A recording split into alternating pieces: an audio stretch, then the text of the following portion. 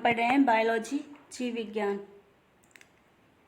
जीव विज्ञान में हम सर्कुलेटरी सिस्टम कंप्लीट कर चुके हैं। आज हमारा नया टॉपिक है रिप्रोडक्शन इन लिविंग ऑर्गेनिज्म, जीवों में जनन। जीव जनन क्यों करते हैं? पृथ्वी पर जितने भी जीव होते हैं वो हमेशा के लिए जीवित नहीं होते हैं। एक निश्चित समय के बाद उनकी डेथ हो जाती है, या किसी बीमारी से या किसी दुर्घटना से, कोई एक्सीडेंट हो जाए तो भी। और तो डेथ होने पर क्या होता है, ऑर्गेनिजम्स की संख्या में कमी होती है। तो इसकी वंश वृद्धि को बनाए रखने के लिए रिप्रोडक्शन की आवश्यकता होती है। इस चैप्टर में हम दो चीज़ें पढ़ेंगे, लाइफ स्पान और रिप्रोडक्शन। रिप्रोडक्शन जो मेनली 2 टाइप्स का होता है, एसेक्सुअल रिप्रोडक्शन, इसको अलैंगिक जनन कहते हैं। सेक्सुअल रिप्रोडक्शन, इसको लैंगिक जनन कहते हैं। सबसे पहले हम पढ़ेंगे लाइफ स्पान। लाइफ स्पान क्या है? Time duration between birth and death. जन्म से और मृत्यु के बीच की जो समय अवधि होती है, इसे हम क्या कहते हैं? लाइफ स्पान कहते हैं, जीवन काल कहते हैं। किसी भी ऑर्गेनिज्म का जो जीवन काल होता है वो एक निश्चित समय तक होता है, उसके बाद उसकी जो डेथ हो जाती है। तो सभी ऑर्गेनिज्म जो होते हैं उनका एक जैसा लाइफ स्पान नहीं होता है। कुछ ऑर्गेनिज्म होते हैं कि कुछ मिनट से और कुछ घंटों तक ही जीवित होते हैं, और जबकि कुछ ऑर्गेनिज्म ऐसे हैं जो कई हजार वर्षों तक भी जीवित होते हैं। लाइफ स्पान को 4 स्टेजेस में डिवाइड किया गया है। पहला है जुवेनिलिटी। जुवेनिलिटी को किशोर अवस्था कहते हैं। ये जीवन की वो अवस्था होती है जिसमें जन्म से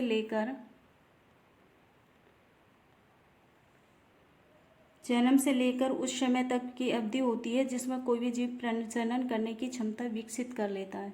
जन्म से लेकर और प्रजनन करने की क्षमता विकसित करने तक की जो अवधि होती है उसे हम क्या कहते हैं?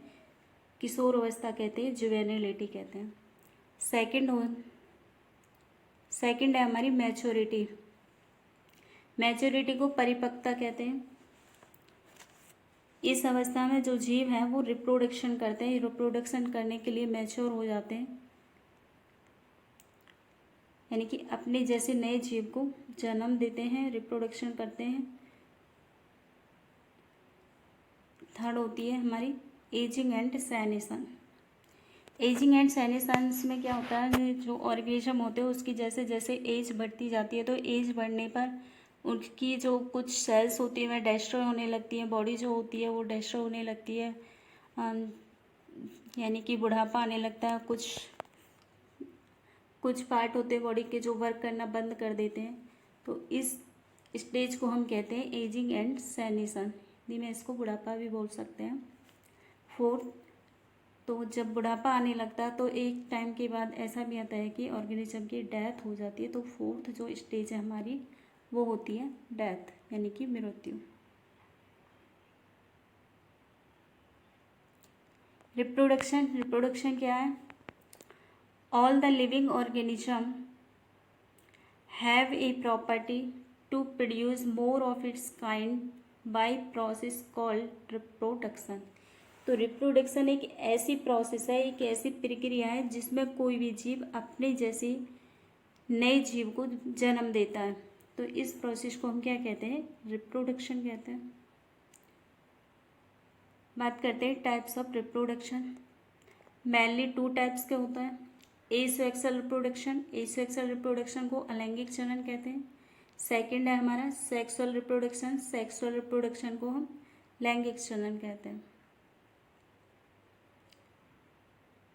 सबसे पहले हम पढ़ते हैं एसेक्सुअल रिप्रोडक्शन के बारे में। एसेक्सुअल रिप्रोडक्शन क्या है? Production of offspring by a single parent without formation and fusion of gamete is called asexual reproduction.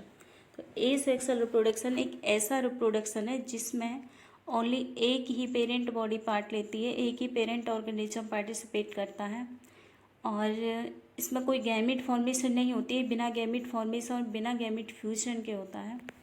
इस टाइप के रिप्रोडक्शन को हम कहते हैं एसेक्सुअल रिप्रोडक्शन। इसको एगैमोजेनेसिस या एगैमोजेनी भी कहते हैं। एगैमोजेनेसिस क्यों कहते हैं? क्योंकि इसमें गैमेट की फॉर्मेशन नहीं होती है। ए का मतलब है एब्सेंट और गैमोजेनेसिस का मतलब है फॉर्मेशन ऑफ गैमेट, यानी कि इसमें गैमेट की फॉर्मेशन एब्सेंट होती है, गैमेट फॉर्मेशन नहीं होती है, इसलिए इसको एगैमोजेनेसिस या एगैमोजेनी भी कहते हैं। और क्या बोलते हैं इसको? सोमेटिक रिप्रोडक्शन भी बोलते हैं। सोमेटिक रिप्रोडक्शन क्यों बोलते हैं? क्योंकि इसमें माइटोटिक डिवीजन होते हैं। इसमें जो डिवीजन होता है वो कौन सा डिवीजन होता है? माइटोटिक डिवीजन होता है, इसलिए इसको सोमेटोजेनिक रिप्रोडक्शन भी कहते हैं। मेनली किस किस में होता है एसेक्सुअल रिप्रोडक्शन? किस किस में मिलता है? यूनिसेलुलर ऑर्गेनिज्म में होता है। जो एक लिंगी जीव जो होते हैं ज़्यादातर उनमें एसेक्सुअल रिप्रोडक्शन होता है, जैसे मोनोरा, प्रोटिस्टा और लोअर प्लांट्स में भी होता है। LOWER आएगा, स्पेलिंग मिस्टेक है। LOWER, lower plants and animals. तो इन सब में किस टाइप का रिप्रोडक्शन होता है? एसेक्सुअल रिप्रोडक्शन होता है। अब एसेक्सुअल रिप्रोडक्शन के भी कुछ टाइप्स होते हैं।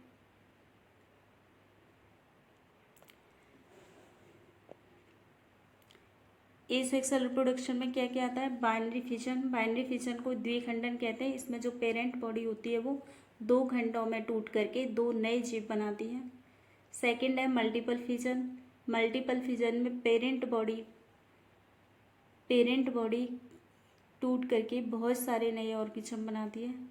थर्ड है हमारा बडिंग को मुकुलन कहते हैं। और फोर्थ है हमारा स्पोर फॉर्मेशन को बीजाणु जनन कहते हैं। सबसे पहले हम पढ़ेंगे बाइनरी फ्यूजन।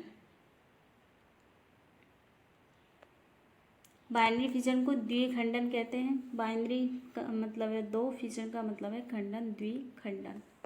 तो division of the parent into two small nearly equal size daughter individuals. Binary fission में क्या होता है कि जो पेरेंट की जो बॉडी होती है वो इक्वल साइज के दो डॉटर सेल्स में डिवाइड हो जाती है।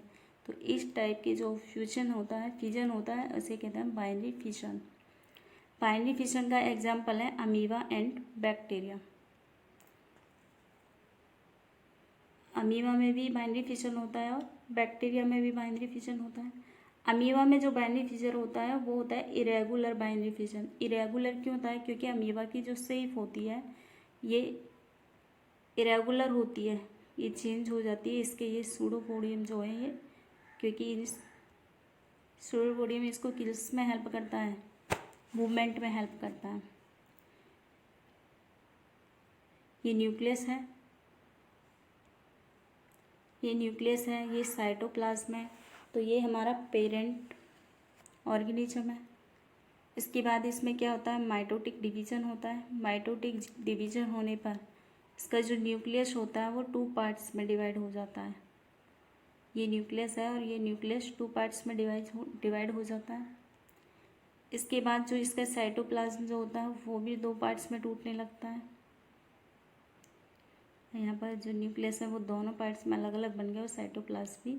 इसके बाद क्या होगा? ये दो नए डॉटर इंडिविजुअल्स बना लेगा। तो इस प्रकार से होता है बाइनरी फिजन। अमीबा में जो बाइनरी फिजन होता है वो इरेगुलर टाइप का होता है। नेक्स्ट है हमारा longitudinal binary fission. Longitudinal binary fission क्या होता है?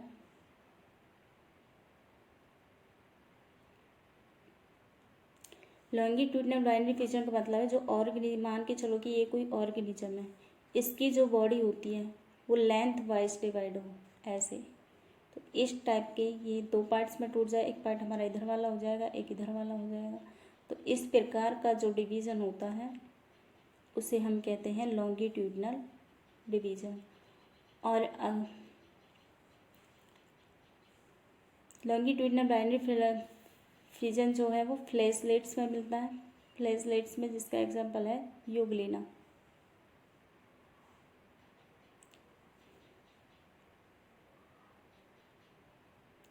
यूग्लिना है, पेरेंट यूग्लिना है, ये इसका न्यूक्लियस है। इसके बाद इसमें क्या होता है, लॉन्गिट्यूडनल डिवीज़न होता है। लॉन्गिट्यूडनल डिवीज़न होने पर इसका जो न्यूक्लियस होता है वो लॉन्गिट्यूडनली डिवाइड होने लगता है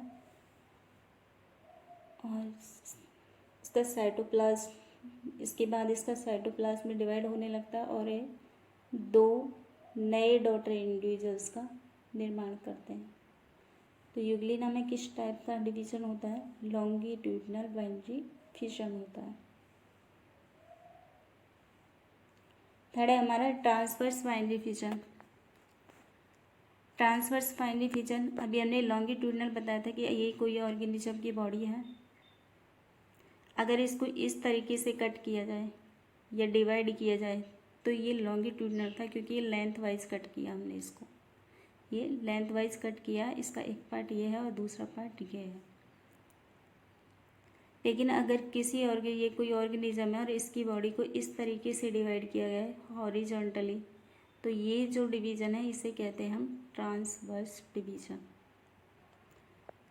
ट्रांसवर्स बाइनरी फिशन सीलेट्स में मिलता है। सीलेट्स में इसका एग्जाम्पल है पैरामीशियम।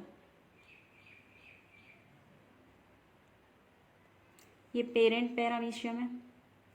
पैरामीशियम के बॉडी पर चारों तरफ क्या होते हैं, सीलिया प्रेजेंट होते हैं। ये सीलिया हैं। इसमें डबल न्यूक्लियस होता है, एक माइक्रो होता है और एक मैक्रो होता है।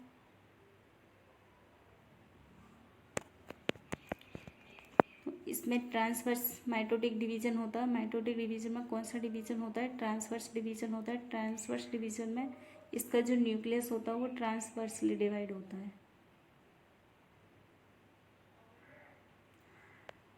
और उसके बाद इसका साइटोप्लाज्म में डिवाइड होने पर 2 नए इंडिविजुअल्स बनते हैं और ये दोनों नए इंडिविजुअल्स 2 नए पैरामीशियम का निर्माण करते हैं। थर्ड है हमारा बाइनरी फिशन इन प्लानेरियन। प्लानेरियन में भी ट्रांसवर्स बाइनरी फिशन नहीं होता है। Planarians divide by transverse binary fission, ये भी ट्रांसवर्सली डिवाइड होते हैं। ये पेरेंट बॉडी है, इसमें ट्रांसवर्स डिवीज़न होगा। धीरे धीरे क्या होगा, इसका जो नीचे वाला पार्ट होता है ये सबस्ट्रेटम से अटैच होता है, इसमें कोई मूवमेंट नहीं होता है। ओनली ऊपर वाला जो पार्ट होता है इसका अपर पार्ट, इसमें ही मूवमेंट होता है। नीचे वाला पार्ट फिक्स होता है। जैसे जैसे मूवमेंट करता है तो इसमें क्या होने लगता है, खिंचाव बनने लगता है, जिससे इसकी बॉडी में क्या होता है, थिननेस आ जाती है। और एक टाइम ऐसा आता है कि ये तो यहाँ से बिल्कुल अलग हो जाते हैं और अलग होने पर 2 नए डॉटर इंडिविजुअल्स का निर्माण करते हैं।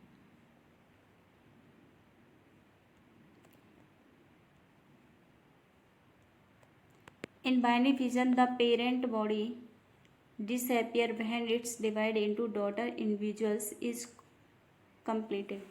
बाइनरी फिशन में सिंगल पेरेंट बॉडी पार्टिसिपेट करती है और ये पेरेंट बॉडी डिस्ट्रॉय कब होती है, यानी कि डिसअपियर, नष्ट हो जाती है, छुप जाती है, मिलती है, छुप जाती है। कब छुप जाती है, जब 2 नए डॉटर सेल्स का निर्माण होता है, 2 नए ऑर्गेनिज्म बनते हैं, तो जो पेरेंट बॉडी होती है वो डिस्ट्रॉय हो जाती है।